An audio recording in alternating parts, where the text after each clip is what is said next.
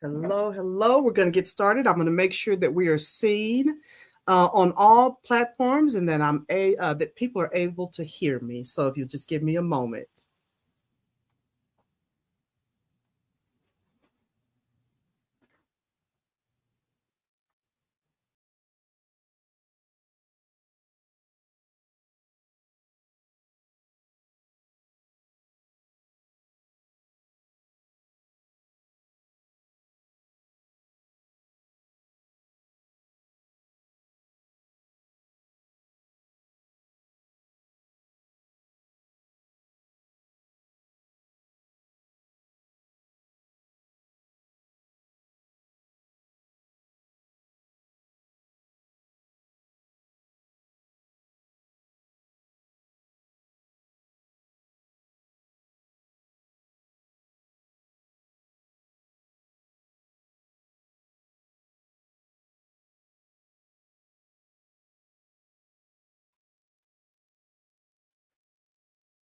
Hello, hello, hello. Good evening and welcome to this live webinar. I appreciate you connecting with me. I think we're live everywhere at this time. We are live on Facebook. We are also live on LinkedIn, Instagram, and if you're on X, we're having a little trouble with X. So if you're not live there, please join us in studio. I would love to have you to join us.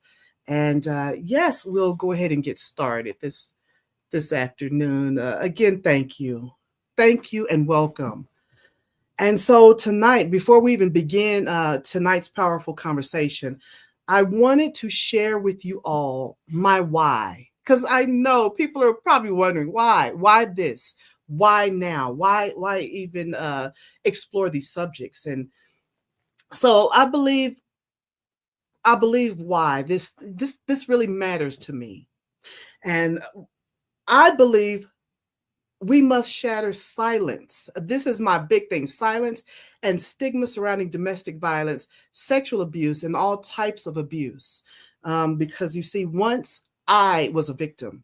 I was a victim, not just of domestic violence, but many types of abuse. And while I was physically abused, and I escaped the violence.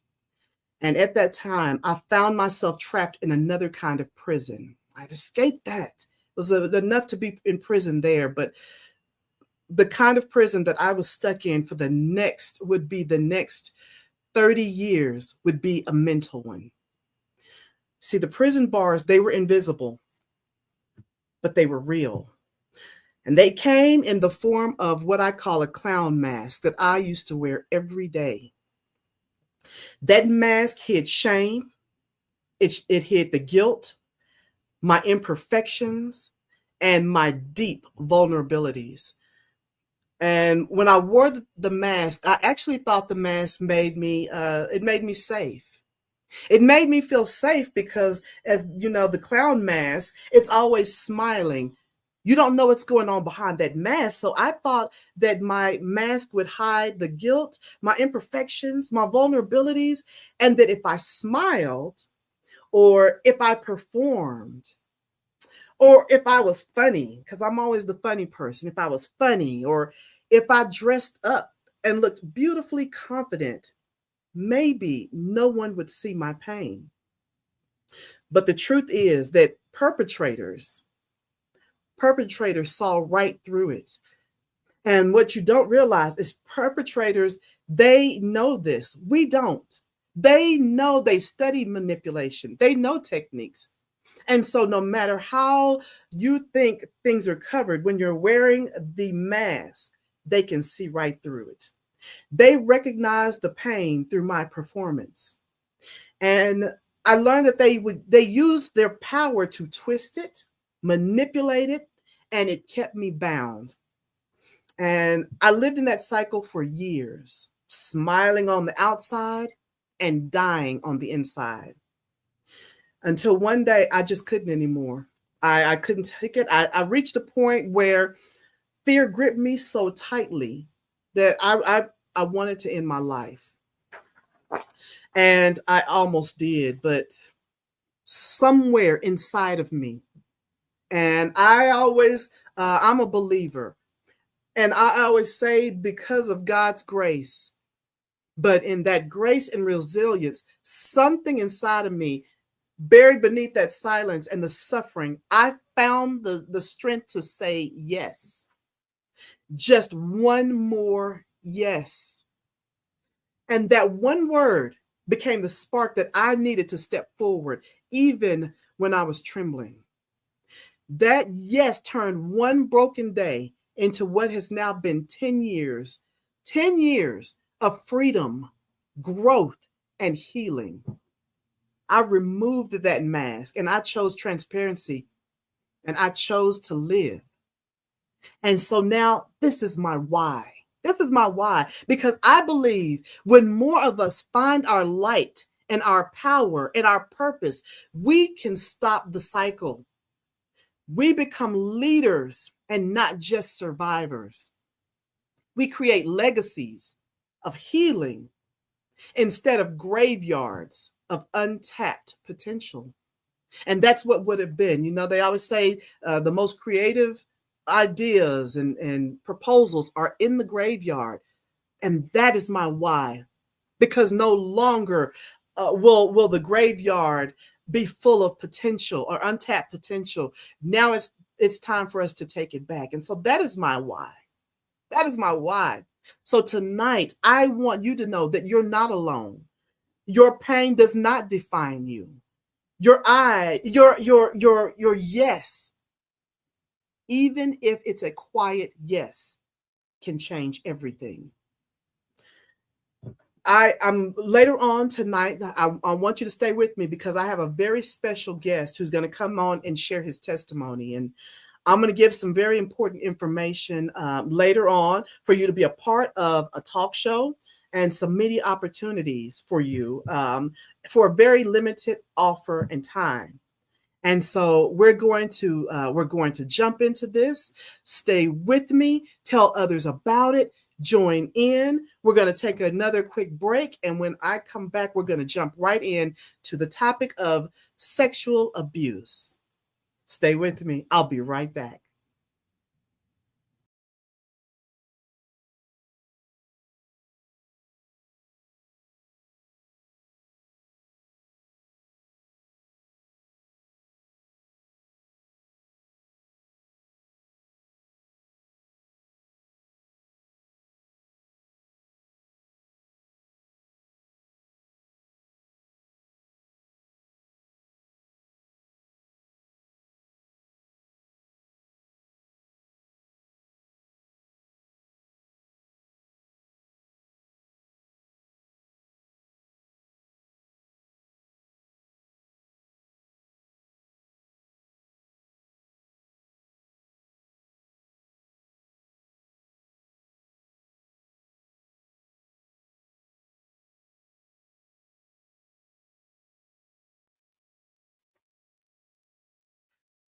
Welcome back. Those who are just joining us, thank you so much again for joining us tonight, being a part of this very important webinar that speaks upon sexual abuse. And so I wanted to do this. This is going to be a 4-part series. I'll be conducting these each week. This week is sexual abuse. Come back next week on the 14th, same time for domestic violence. We're going to dive into this deeper to talk about generational curses on the 21st, where we'll talk more in depth about sexual abuse and some other stigmas about abuse. And on the 4th, we'll hear from experts and more information, tips, things that will help you, help others, be a part of this movement to help others in this time of need. But again, if you're joining me, thank you again. I want to make sure that tonight we open a sacred space. Not going to dive in too deeply. I do want you to know that next week and the continuing series, you must register because we're talking about very sensitive information. And so we want to make sure that the audience, those who are participating, feel safe, that they know they're in a safe space. So I ask that you register. You can register at CortinaJackson.com. You'll see the little button that says register for the webinar. Click that, sign up, and because there will be some special things for the registrants. And this is the only one that will go live. I wanted to make sure that you all got the information, knew how to join in. So yes, just register at CortinaJackson.com. But again, I wanted to create a space even here where you realize that truth is welcome here. Healing is possible for you, and silence will no longer be our story. I know that for many of you that is showing up or even watch the rebroadcast, just showing up tonight took courage. And whether you're here as a survivor, you're a supporter, or someone just seeking to understand so that you can help others, or you're in a field of social work or nonprofits. Thank you. Thank you for being here. It's very important. And so I appreciate that. As I said before earlier, as someone who's personally survived abuse, I know what it feels like to wear a mask. I talked about earlier the clown mask that I wore, smiling on the outside while breaking and actually dying on the inside. And I escaped that abuse physically, but I remained a prisoner in my own mind. And I talked before about the shame, the guilt, the silence that kept me locked in and kept me gripped where I could not move forward. And so we're going to get into an overview of sexual abuse. And, most people know, but I'm going to go ahead and define it and tell you some things about sexual abuse. Sexual abuse is not just physical violation. It's an invasion of identity. It's an invasion of your trust and your safety. And it's more common than what we talk about at times. It's not widely talked about. We talk about domestic violence, and people feel pretty transparent about sharing that. But it's important to know that survivors come from every demographic, every race, gender, background, faith, socioeconomic status. It does not matter. Sexual abuse plagues a lot of people, and you will never know. A lot of people wear that mask of protection. So sexual abuse is any form of unwanted sexual contact or behavior that occurs without explicit consent. Consent. This includes touching, coercion, exposure, exploitation, or manipulation. And this is regardless of the victim's age or relationship to the abuser. What I have found is it's not solely about sex. It's about the power, control, and the violation of boundaries. I've worked in the prison system for over 20 years in many areas. As a correctional officer, I've been a police officer, parole, probation. I've worked with very dangerous sex offenders in a civil commitment program.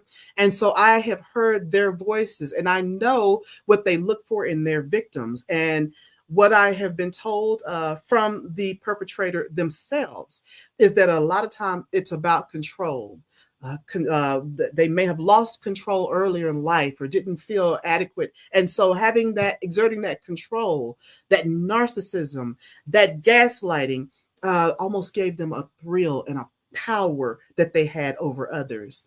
And so a lot of times it's not about sex. It's about having that control and power and the ability to violate someone's boundaries.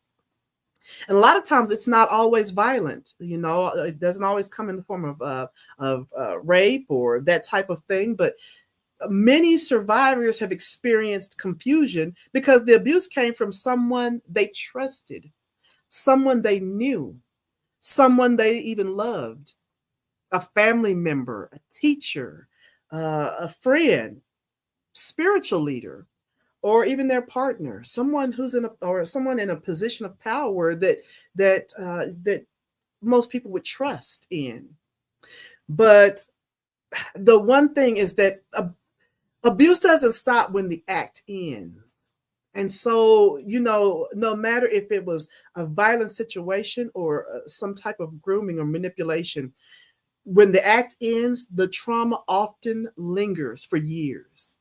And it shows up in our relationships, in how we view ourselves, and in what we accept. And sadly, what I always teach is what you attract. Some people wonder, why do I keep falling in these same type of relationships? I seem to attract the same type of thing time and time again.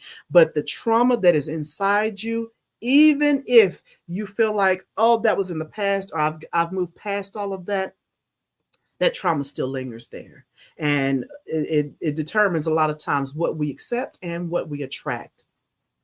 So we're going to talk about, some of the stigmas about silence, because it's the silence that kept me stuck.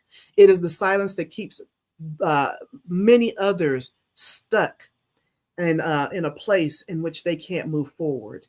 And after being in that for years, I didn't realize my worth. I didn't see light at the end of the tunnel. I didn't think I would get past a lot of the different types of abuse that there is, because of silence. I have a book called "The Sounds of Silence Are the Loudest," and that's because you get into this period of being stuck. So this is why a lot of survivors don't often come forward. And if you know of some more that I other than the ones I list, please list those, because people want to know, well, how come you didn't say anything? So a lot of times survivors don't come forward because of shame and guilt. There's a lot of stigma against sexual abuse. So out of shame and guilt, they don't come forward. Some fear of not being believed. And when you're in a relationship or in a situation or a family environment and no one believes you, then you shut down. Victims often shut down, and they don't want to tell anyone because they don't believe that they would be believed. Cultural or religious silencing. We don't talk about this. Your culture may say, you've grown up to believe that you cannot move forward. Lack of support from law enforcement. This is huge. I am as I said, a former police officer, and a lot of times people keep silent out of the fear, and then they feel like nothing's going to happen to the perpetrator, so they'd rather not say anything. But just understand that some people don't move forward because of lack of support from law enforcement. And media portrayals of light sentencing, as we're already seeing in the media, we're seeing time and time again, this is coming up. And so it seems that they're getting off light, or bills aren't being passed, or these different things keep victims silent because they feel like, while they're going to get light sentencing, and they're going to feel like the perpetrator got away. They're getting away with it. And so survivors often they carry this weight of not being believed, not being supported. No one's going to care. Law enforcement's not going to be there for me. And so the societal response, here's some of the stigmas that silence them further. They hear things like, you must have done something to deserve it. Why didn't you fight back? That was so long ago. Why are you still talking about that? Why are you still talking about it and just bringing that up? Some have heard, are you sure that's what happened? And then one that's heard often, but they're such a good person. When you're around, especially abuse of power, a lot of times perpetrators come across as charming, and people know them. They're popular, so they could be, in authority. So the community loves them. They're a wonderful person. Not that person. They're such a good person. And so the victim feels like, wow, how am I going to stand against someone who's popular? No one's going to believe my word against theirs. And so they keep They keep silent about it.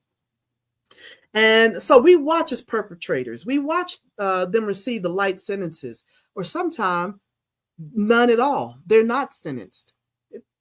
So survivors are often asked, what were you wearing? Why didn't you fight back? Why'd you wait to tell? As I said earlier, but the shame doesn't come from what happened. I want you victims, those who have been.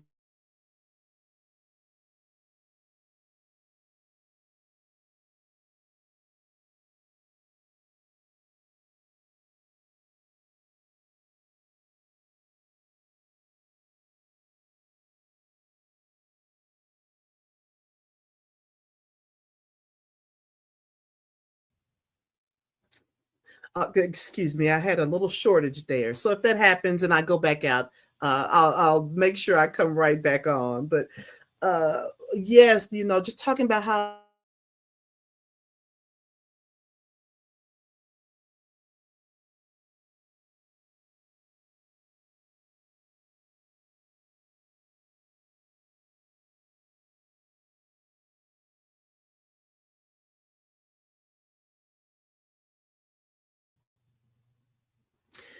So it teaches survivors to doubt themselves and to blame themselves. So they bury it, they pack it away, they smile through it, they go throughout their life, um, and that no one cared, and they just put it behind us. They bury it, and but little do they know or realize a lot of times that it shapes every part of your life.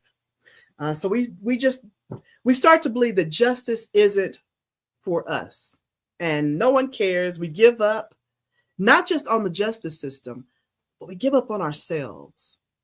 And so justice is, as I told you, as being in law enforcement, justice, we've been told, is courtroom justice, a sentence, a conviction, uh, something bad happens to them. We've gotten our justice. We've gotten our justice from that. But true justice is deeper. It's a lot deeper than that. It's the ability to reclaim your voice. Oftentimes, that becomes the justice. To tell your story without fear, to look in the mirror and see someone powerful, not broken. It's choosing to not let the past define your future. Oftentimes, that becomes our justice. And that's the most important part, because we may not always get the justice we feel we deserve from the world, but we can still fight for the justice we deserve within. Sometimes we want to hear, "I'm sorry," from the perpetrator, that we never get. The perpetrator may move on happily. We may have to eat, even some have seen their perpetrator day after day and see them happy and have started over, or victimizing others. And we want that justice.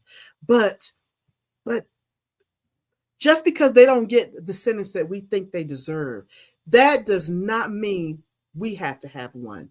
That does not mean we get to be in jail, in prison, and they get to be off scot free. And so it is important.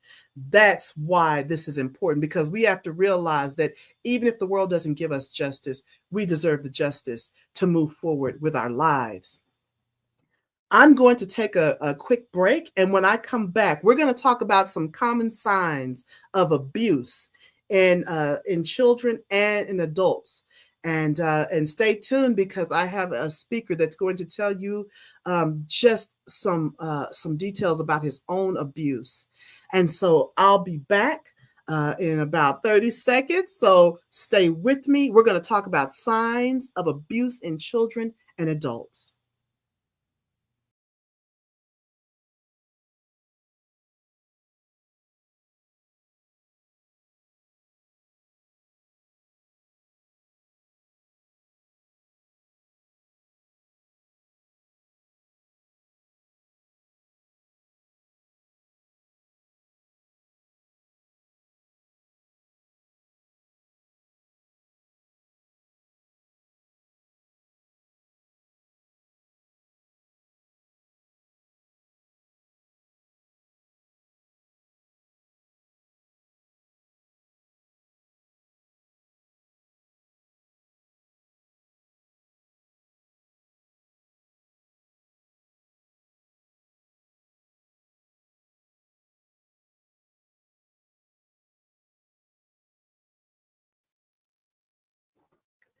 Thank you so much. Thank you, and welcome back on our four-part series of domestic violence, sexual abuse, all types of abuse that we will cover. If you're just joining in, thank you again. We are talking this week about sexual abuse. And as I said before the break, that we were going to come back and talk about some signs to look for in your children, and also signs in adults that we don't realize that we're portraying. So we're going to jump right back into this. Stay tuned, stay tuned, stay with me. If you are a caregiver, um, you know, some of these signs are very important that we share with others and make sure that they're supported. That we kind of pay attention to some of these things. Some of the common signs in children and you know, our young people, our teenagers and young adults, is sudden changes in behavior or mood. I often, when I'm talking to teachers, when I used to do juvenile, I was a juvenile probation officer and I worked in juvenile detention. And a lot of our young people would put on their hoodies, put in their ear pods. I know it's a teenage thing anyway. And so it's, you know, not everyone that puts on a hoodie and in their earbuds, they're going through something. But when you notice behavioral or mood changes, and they have not been that way before, maybe once they were an A student, now all of a sudden they're falling back, they're quiet. Or on the opposite side, they've been quiet, now they're more talkative, more boisterous. You know, just these are some of the things to watch for. Sudden changes. For young children, nightmares or bedwetting. This is new for them. It may be something to pay attention to. Inappropriate sexual behavior or knowledge for their age. These are things to be aware for, especially in our daycares and school settings and church. Or if you've noticed a young person who may all of a sudden have you know, inappropriate behaviors. Fear of certain people or places. These are things to pay attention. These are things to question as to why. Avoidance of physical contact. If you have a child or a baby and they're moving away, someone reaches in for a hug and they're pulling back. This isn't the time to say, "Get over there and hug them." What are you doing? Don't you know that's so and so. That's Mr. So and so down the street. That's your pastor. That's your leader. That's this or that. If they're pulling away, avoiding physical contact, pay attention. These are some of the signs. They're withdrawn or aggressive, very aggressive. They've changed. These are some signs. In adults, these are signs in adults that if you're a survivor yourself that you've been through, these are signs you may notice in yourself and people that may notice something about a loved one that may have changed in them. Chronic anxiety or depression, trouble forming healthy relationships, body image issues or shame, hypervigilance or fear of intimacy,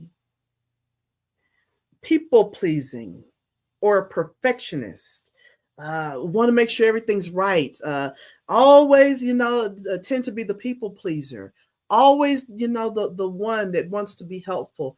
Your heart is so giving and big, you tend to give your heart out a lot. A lot of times people who've gone through that, they have the biggest hearts because they know what it's like to feel fear or feel not heard or not supported. So a lot of times survivors have a huge heart, but there tends to be people pleasing and perfectionism.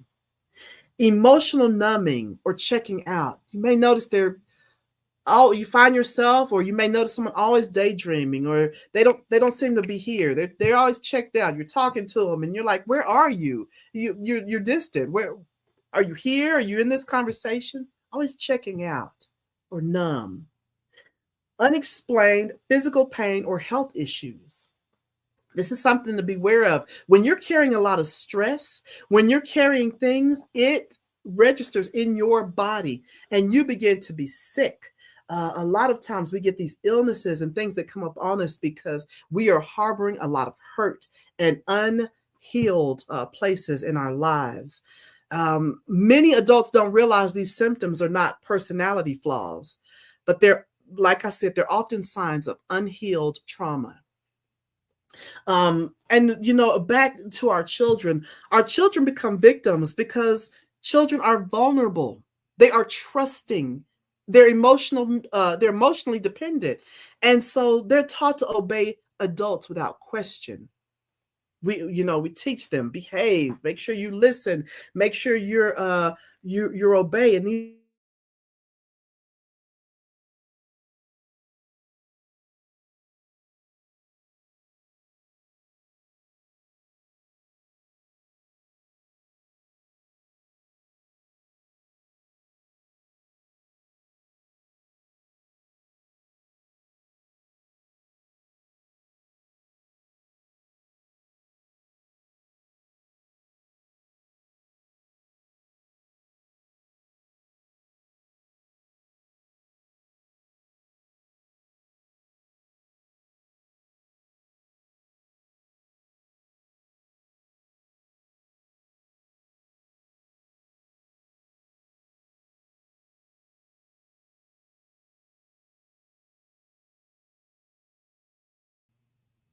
Okay, all right. I want to make sure we were back before I move forward. I don't want you to miss a thing.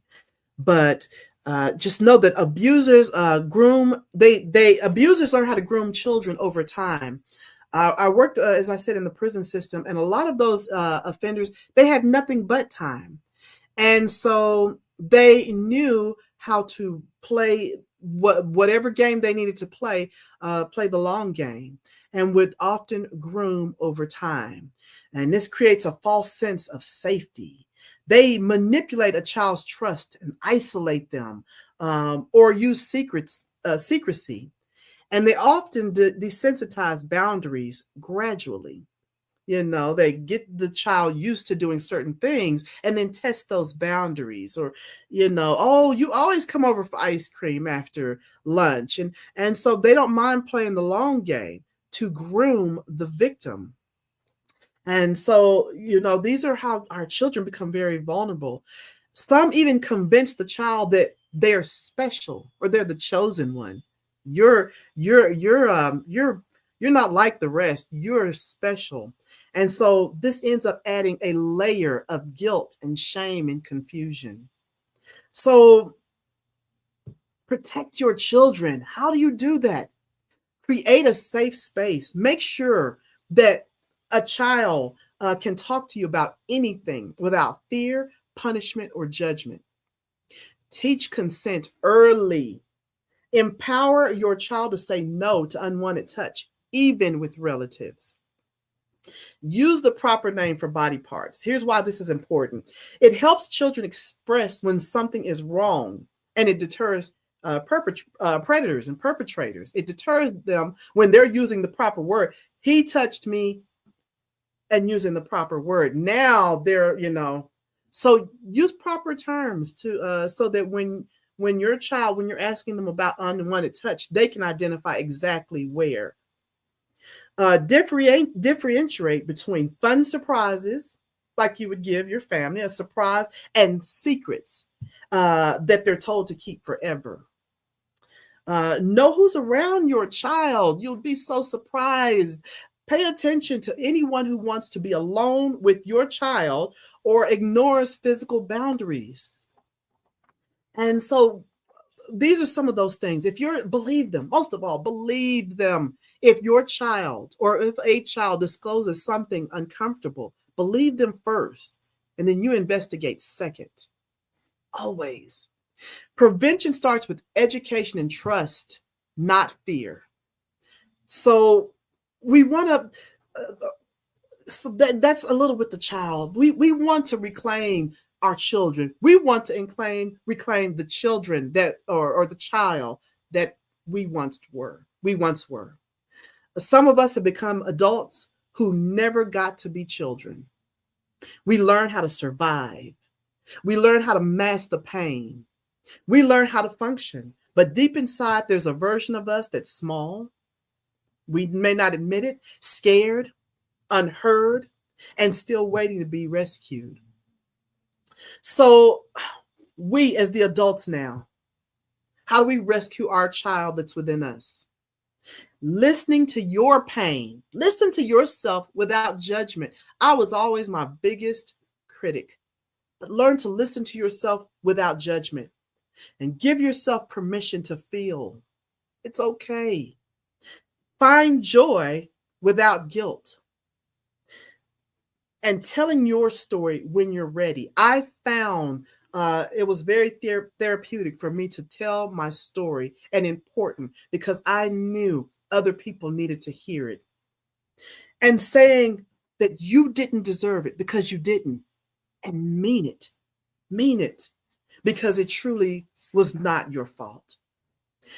There are some adult survivors, especially those who've buried the experience or tried to move on. They may believe they have outgrown it or outlasted the effects of sexual abuse. They may say, "Oh, I don't even think about that anymore. That doesn't bother me. That was a long time ago. I'm doing just fine." And for some, that may be true. There are many survivors who've been able to successfully move forward in life. But just keep in mind, I just want to give a gentle offer. But to know that just because you've managed it, it doesn't always mean you've healed from it. Sometime your abuse, it doesn't scream. It's not always on the forefront. Sometimes it whispers. It whispers in the people you choose, in your fear of becoming vulnerable, in your need to stay busy. Some people stay very busy all the time, in your inability to trust. Sometimes we put up walls, and there are healthy walls and boundaries, and it's needed at times. But sometimes we put up walls that become isolating. You find yourself being an introvert. And I call myself an extroverted introvert. Sometimes I love my own company, but when it becomes isolating where you can't move forward, sometimes this is the whisper of things that have happened in the past that need to be healed and dealt with. It often comes in, I talked about the people pleaser or sometimes avoiding conflict. You're not the arguing type. You don't argue with anybody. You don't have time for it. Well, these are some things, being a people pleaser or avoiding conflict, or emotional numbness. You've come to accept that as peace. But sometimes you may not feel that pain anymore that you think you should feel. But have you checked to see whether the pain still feels you? And so it's important. It's very important to deal with some of this and begin that healing. And now, you guys, I wanted to take the time because I have someone who's experienced abuse at a very young age, and it's very important that you hear from him. So I'm going to take a 30-second break, and when I come back, I'm going to introduce him. And please stay with us. You don't want to miss. Okay, we'll be right back.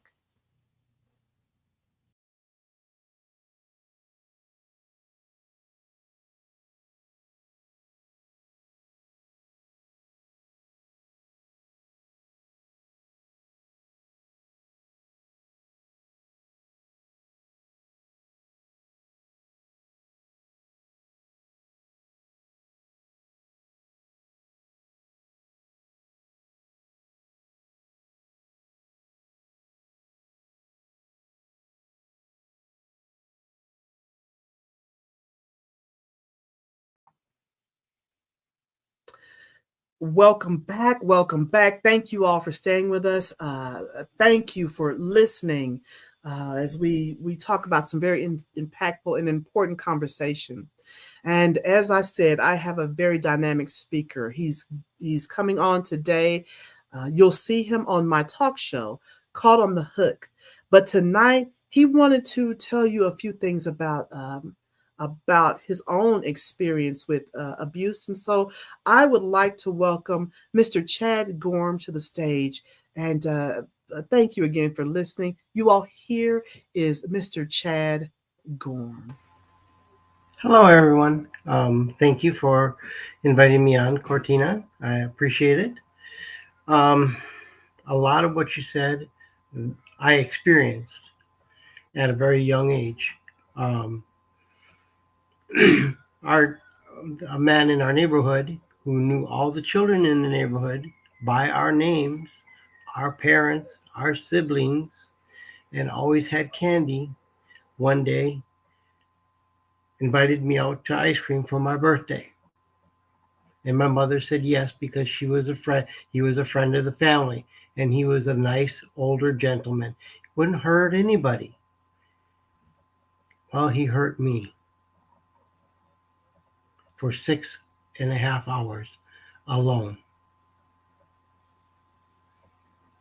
No escape. No one came to help me. My parents didn't come to help me. And when they found out, they didn't believe me and slapped me across the face and told me not to lie.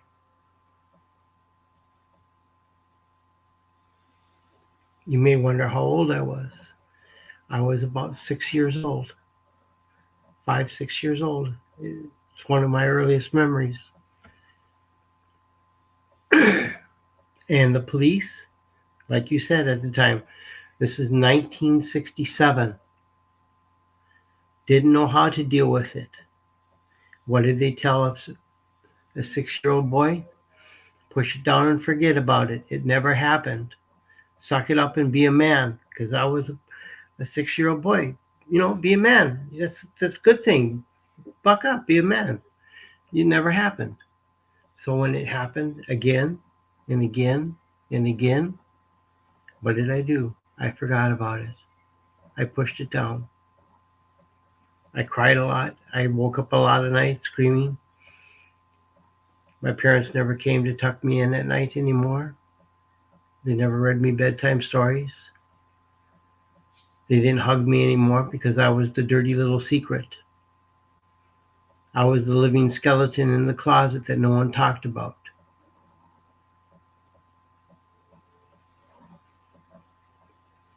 And it didn't just stop there. My parents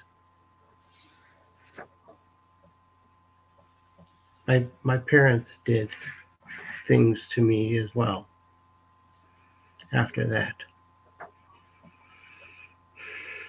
I I sorry. It's still hard. I'm in my 60s and it's still hard. I'd gone through a lot of therapy and um, I'm married and I have a wife that loves me very much and she knows all about this. I have no secrets from my wife and she has cried with me. My therapist has cried with me. Um, it's not an easy road when you find the right therapist. It's not going to be easy. I, the movies, oh, it's easy. No, it's not. It's not easy because there's a lot of self-examination, and that self-examination means that you look at how you view yourself. What kind of value do you put on you? Because the same value you put on you, other people are going to put on you and less. I loathed myself for a long time. And yeah, I smiled and I was happy. I looked happy and everybody thought I was happy. I went to church. I was a good guy. I was not a good guy. I was not a nice guy. I didn't I did things that I had to admit to that were not nice. But I grew up not knowing what it was to be a good person. That's not an excuse, that's a fact. I learned how to use people, and that's not a pretty thing, and that's nothing to be proud of. Now I do what I can to make up for that. I'm going to be on your talk show as a guest on Caught on the Hook, and I'll talk about it. And if you want, I have a book out that's called Miracle Life, and I go in detail about what it was like growing up and what it's like having parents that abuse you and sell you. Because I was sold many times.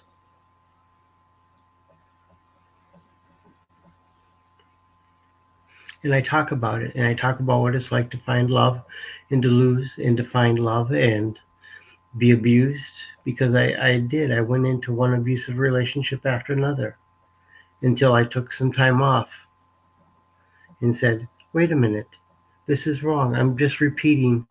It's a new person, but I'm just repeating the same thing. I didn't learn anything. So I took some time off and I just focused on me. About a year later, I started dating again. And what do you know? I didn't find the same type of person. I found someone who loved me. But unfortunately for me, that love was short lived because she passed away. And then I got angry with God, which I think anybody would. And then God started working on me because I was at the stage He could work on me. And I eventually found my current wife who loves me very much. And I look forward to sharing more with you. I'm a little drained right now. I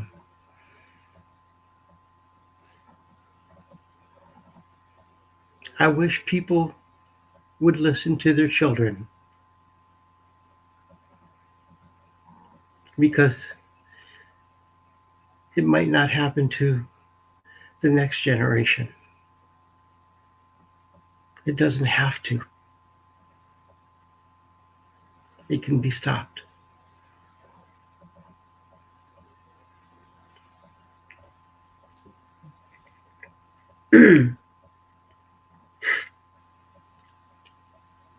Wow. So impactful, so important for you to share that.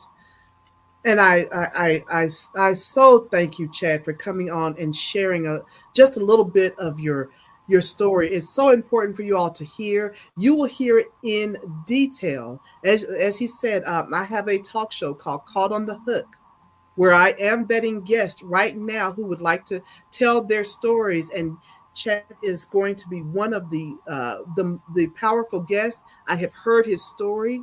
I do also have his book, and you are going to want to get your hands on that book because it just shows the journeys that he has gone through, and just the bravery of him to be transparent, because the story, it's not just it's not just about pain, but it's power, because what happened to Chad, and may have happened to you all who are listening. Uh, it's rising within you. When we share our stories in safe places, we give others permission to do the same.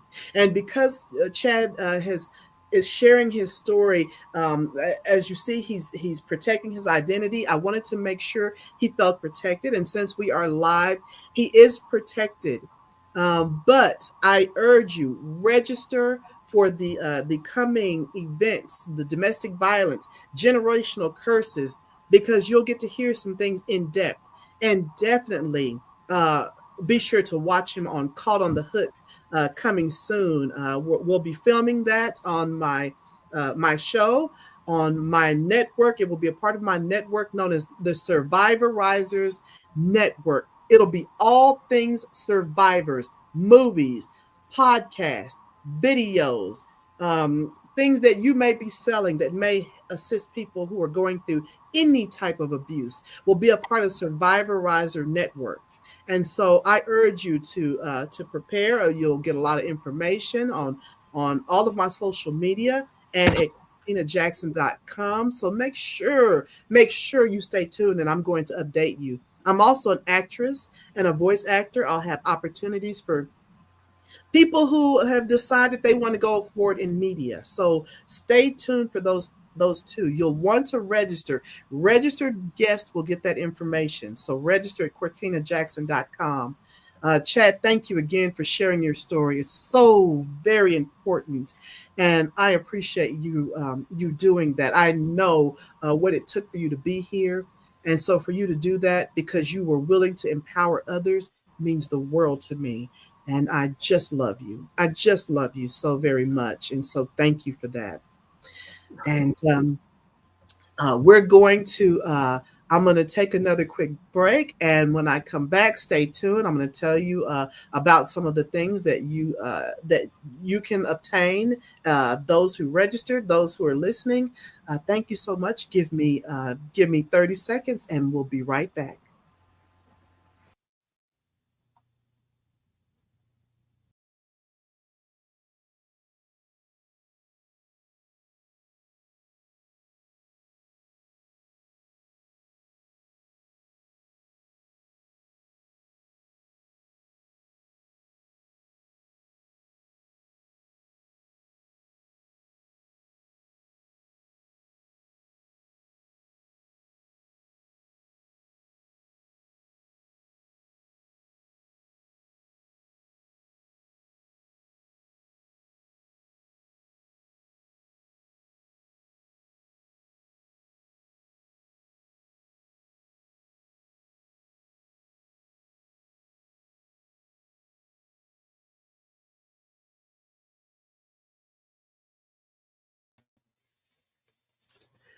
I am back. I am back. Thank you all again for tuning in to this special episode of sexual abuse. Again, it was just kind of we wanted to just cover some details. We didn't want to go too deep into the topic since this is live, and I do want to protect the guest and those who wanted more privacy and more intimacy. I wanted to make sure that um, that happens. But I did want to go live because I wanted everyone to get the information, kind of hear what is being talked about, opening up the space so that you too can have the opportunities as well. And so tonight, I didn't come to re-traumatize or to go into that graphic detail. I came to say, you are not alone. If you're going through this, if you've been through this, you are not alone. We are building a community where if the world is not with us, we are going to make sure we thrive. And so I'm very thankful because as a victim of all types of abuse and now a survivor, I am now a survivor riser because I found the freedom. I have found what it took to break free. And when I found who I was and my purpose and what I want to do instead of being told what I was to do, my entire life changed. Um, you know, I believe in, as I said before, I'm a believer. I believe in God, and so it strengthened even my relationship there. And once I realized my worth, I was unstoppable. Potential is unlimitless for me. I was able to thrive from there. It's not bragging rights, but it is because I was a person who was stuck and I became unstuck. And I'm going to do everything I can to show you how that happens. But one of the things I did do, I want to make sure that you understand, is writing and journaling. I know they say get a journal and write it out, but when you write it and you make it plain and you make very aware of what you want to become. That's how it all started for me. This is what I want to become and what I want to do in life, even when I didn't think I could do it. I wrote it down. I began to journal. I became grateful. Grateful for what? I didn't know at the time. What is there to be grateful about? I'm the victim. I'm hurt. I didn't deserve this. Why am I the one? But when I did that first step, it began to change the course of my life almost immediately. I encourage speaking out when you're ready to tell your story. Helping others. That's how you become a survivorizer, what I call a survivorizer. Help others through advocacy and mentoring, breaking family cycles and patterns, and attending deeper sessions. You all, I invite you to continue this journey with me. I want to go more intimate, more in a depth space. We'll go deeper into the topics and the healing process. That space is private, protected, and trauma informed. So register. It will not go live. So if you want to be involved in these talks, please register again. But for now, take with you this truth that you are not broken.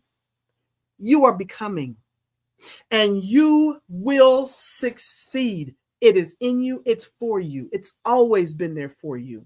And I want to make sure that I use my platform, my involvement in media to help you do just that. Some of those opportunities as documentaries. If you want a documentary about your life, you want to tell your story. If you want to be on my talk show, Caught on the Hook, or want to be involved in a podcast, I am doing that for registered guests, especially Caught on the Hook. There are fees. Caught on the Hook streams in different countries, in 3 different languages. We're seeing in 800 plus million homes. Our ads run on Disney, Hulu, Roku, everywhere you can think of. We have ads and commercials through the Zandra TV network. And my network, Survivorizer Network, will be on Got One TV, Soulflix in Africa, on demand and live. And so if you want to be a part of that talk show of Caught on the Hook, I'm going to have a discount only for registered guests. That amount will double for everyone else come September. But for registered guests, I'm offering a discount. And I'm only taking 6 guests. 6. So you want to be a part of that. As an actress, I have opportunities for you. And during those registered events, I have some freebies to give you, some things you can download, discounts on books, job opportunities, and more.